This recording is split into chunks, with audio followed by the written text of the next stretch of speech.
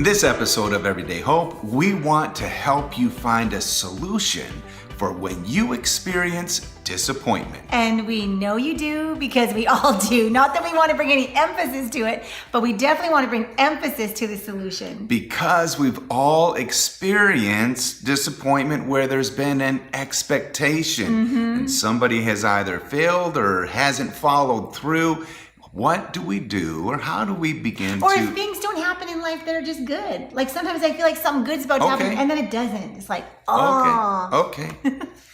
I'm not the only one. I know. This is a real thing for Audrey. Yes, it is. I'm feeling the emotion. I just get into it. Oh my God. We have this silly game called Ticket to Ride that we play with our No, phones. don't tell. You know, on our phones, we'll play this Ticket to Ride game. Choo choo.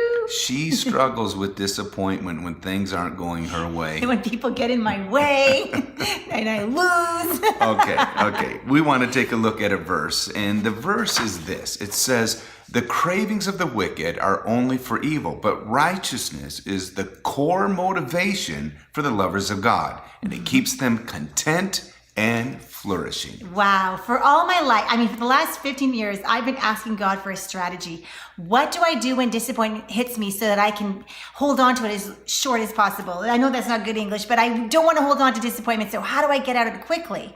And so I used to always go to the opposite of disappointment, which I didn't know.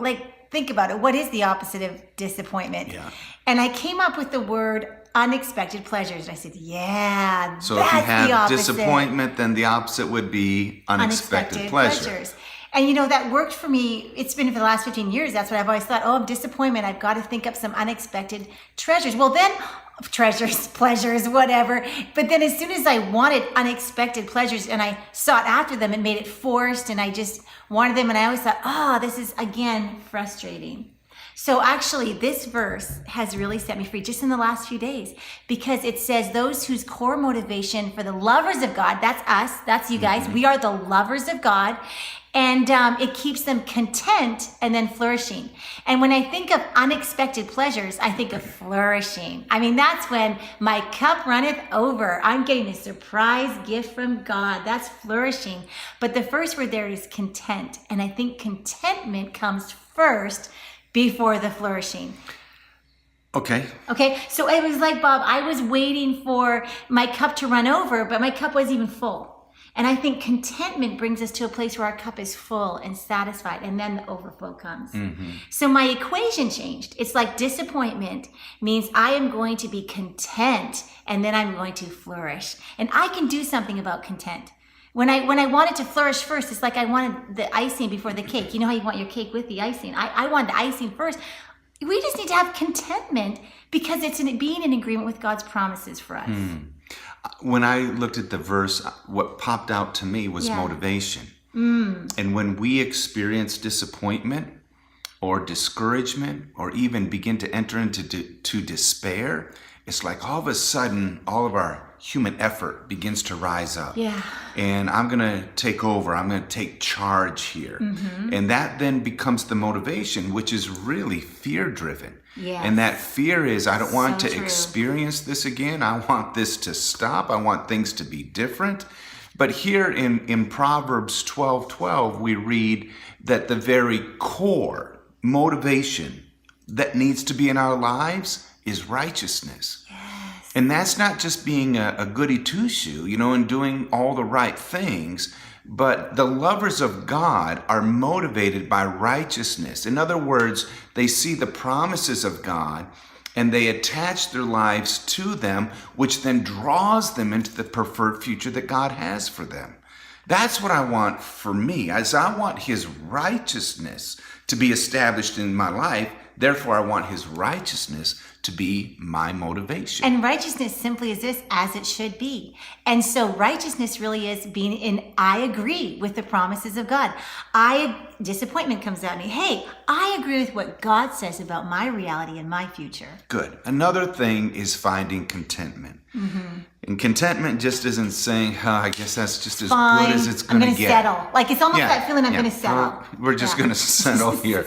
No, contentment, I believe, has so much to do with confidence. And there's an absolute confidence and assurance in knowing the promises of God, in knowing the provision of God, letting His Holy Spirit being your motivation. So the thing is we will all experience disappointment.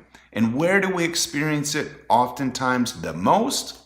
In relationships. We sure do. And so we have really just made it our top priority to provide tools for you to really start enjoying your relationships. And the disappointment comes, Bob, I feel like when we don't understand each other because we're so different.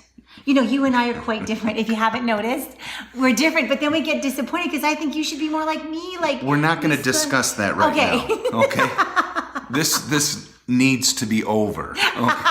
Long enough. But before we go, we want to encourage you because what we've done is we've established 3 e-courses, and these are online workshops that are designed for you. And the first one is coming May 23rd. It is. It's called Elevate Relationships. And what we're going to do is on May 23rd at 2 p.m. Eastern, so do the adjustment for your time zone.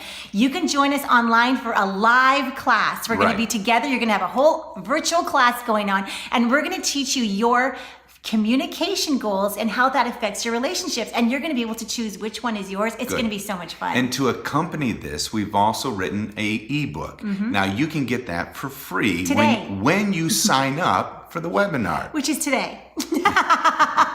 All of this is today.